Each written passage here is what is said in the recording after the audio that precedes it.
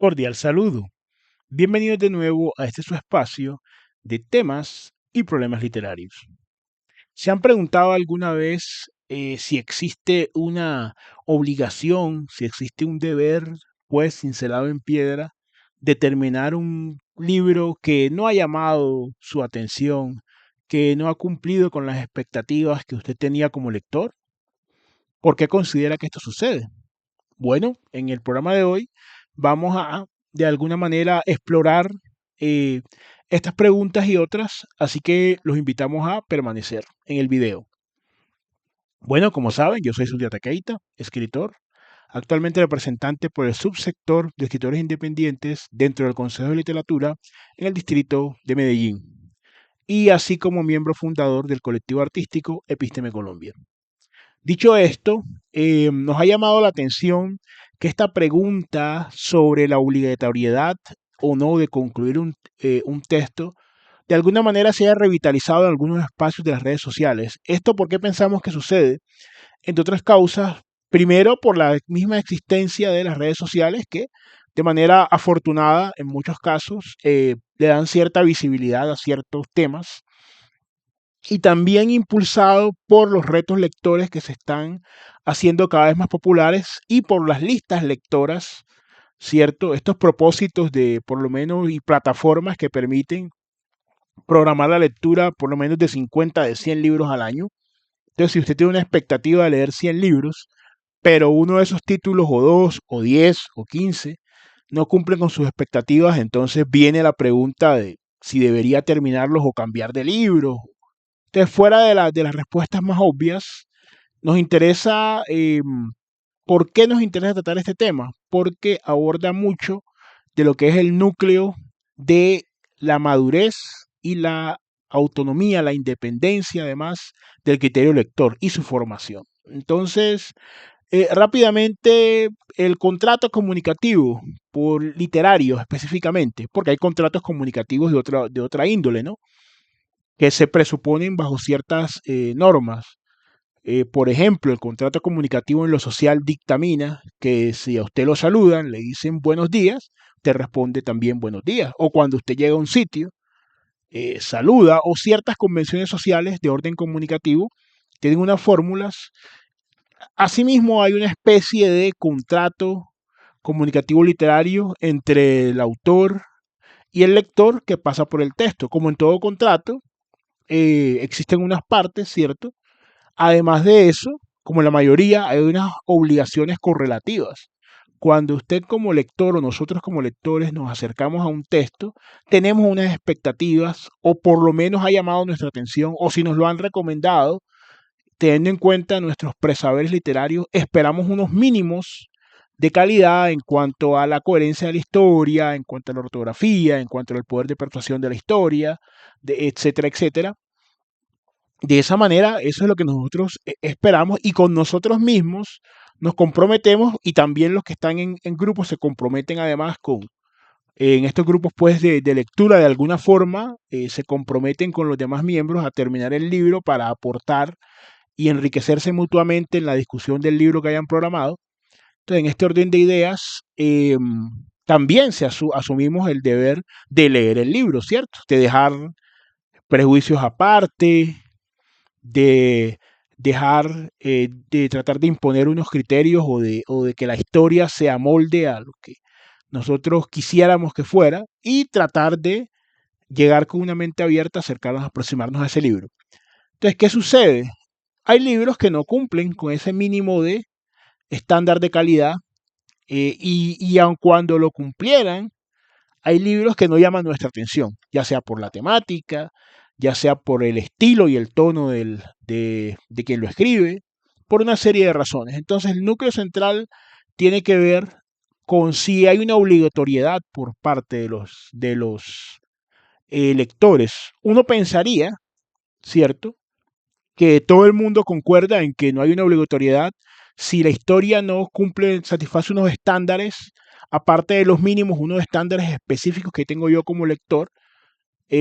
Por ejemplo, si a mí me gusta la novela policíaca y voy a leer una novela de este tipo, yo llego ya con unas expectativas por grandes maestros del género, pero me encuentro una novela que tiene un tono y que tiene una trama que no tiene mucho que ver con lo policíaco, sino que desarrolla, digamos, una parte eh, que tiene que ver más con la ciencia ficción, o tiene que ver más con la comedia, o tiene que ver más con la parte romántica, que no es que no se puedan de alguna forma vincular, porque evidentemente eh, la vida es compleja y eso genera que las situaciones se entremezclen. Eso también es tema para otro video. Pero de todas maneras, mi expectativa como lector, digamos, en este supuesto, interesado por la novela policíaca, es una novela de ese tipo. Entonces, yo dejo esa novela, pero uno pensaría, ¿cierto? Bajando este esquema simple del contrato, de obligaciones y deberes, de derechos y obligaciones correlativas, uno esperaría que fuera una respuesta unánime. Pero, se encuentra uno haciendo una breve indagación con respuestas que apuntan a que no, a que usted, ya sea porque usted se comprometió en un grupo, ya sea porque usted compró el libro, ya sea por la fama del autor, porque le gustó la portada, por la sinopsis, por lo que haya sido, eh, debe terminar el libro. Entonces hay personas que afirman que así el libro no satisfaga sus estándares, así el libro no llene sus expectativas, usted lo debería terminar, ¿cierto? Examinemos un poco este argumento hasta dónde podría ser razonablemente aceptado y qué refutaciones o qué objeciones se le pueden hacer. Entonces, en este orden de ideas, evidentemente que cuando se adquiere un libro y se embarca uno en pues desde la esfera, desde el extremo desde la orilla del lector, evidentemente que se genera la expectativa y que uno espera que esa expectativa se vea satisfecha. Entonces, invocar una obligatoriedad cuando la otra parte, digámoslo así, no está cumpliendo con las expectativas y únicamente porque se pagó el libro, porque igual usted ha podido pagar por el libro. Eso es como decir que usted compró una ropa o compró un artículo que no le gustó y se lo va a poner porque es que usted ya lo pagó y no lo puede devolver. Pues realmente, o porque usted se comprometió, digamos, usted es vegetariano, pero entró en, no sé, hay una cena o una cuestión, usted se comprometió a él, entonces usted va a comer un plato de carne porque es que ahí todo el mundo está comiendo carne y todos acordaron carne, ¿cierto? Evidentemente. Y ahí también hay que hacer una matización, que este punto, como todo, podría tener algo de validez. Si a usted no le gusta la literatura romántica, por ejemplo, o la literatura fantástica, y usted ingresa a un grupo donde ya en el rótulo se ve y donde ya los miembros manifiestan un gran interés por esto, no debería usted entrar en ese grupo. Pero eso es una cosa de otro costal, harina de otro costal, otra discusión, es otro cantar. Entonces, teniendo esto en cuenta, debemos concluir y además, aparte de lo económico, de lo convencional, y lo social también se arguye dentro de esta postura, que usted no puede dar un diagnóstico completo, formular un juicio completo hasta que no termine la última página. Cierto, veamos si esto tiene o no asidero. Ahí, sobre todo en la estructura de la novela, cierto, teniendo en cuenta la gran diferencia histórica que hay entre los textos que se escribían en el siglo XIX y el siglo XVIII, que había más tiempo de lectura y todo lo demás, y por eso la introducción era mucho más larga. Por ejemplo, usted mira a Madame Bovary no comienza ni siquiera hablando de Emma Bovary, comienza hablando de Charles Bovary en su infancia. Pasan, no sé si 50, 60 páginas más o menos, para cuando la historia como tal tome cuerpo. Eso hoy en día ya no se estila. Entonces, teniendo en cuenta esa situación, el lector contemporáneo, y teniendo en cuenta aún un texto producido bajo los estándares actuales, de todas maneras, el poder de persuasión del texto, lo bien escrito que está, que la trama a usted le llame la atención, teniendo en cuenta el término, una mentalidad abierta frente a la trama y frente a la historia, sin sesgos y dejando los prejuicios que usted pueda tener por la temática o por el autor o por una serie de cosas, que ya es un ejercicio bastante difícil porque los seres humanos estamos afectados por el prejuicio, lamentablemente, en muchas esferas. De todas maneras, sí se puede saber si una novela no cumple con los estándares.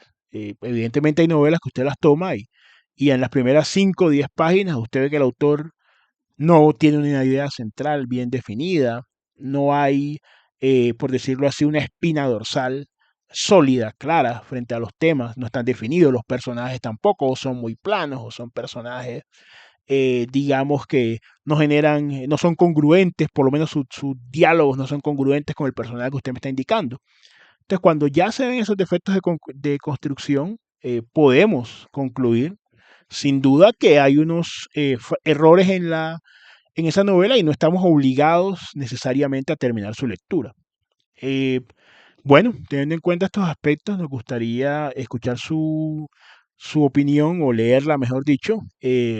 Invitarlos como siempre a suscribirse al canal, a compartir, lo más importante, comentar. ¿Ustedes piensan que es necesario terminar una lectura de un libro que no es satisfactorio a nivel literario, ya sea porque se obligaron comprándolo, porque se obligaron en un grupo o porque consideran que hasta la última página no se puede dar un veredicto o consideran, como nosotros, que eso no es necesario? Pues como siempre, agradecidos por su compañía, los esperaremos en un siguiente episodio.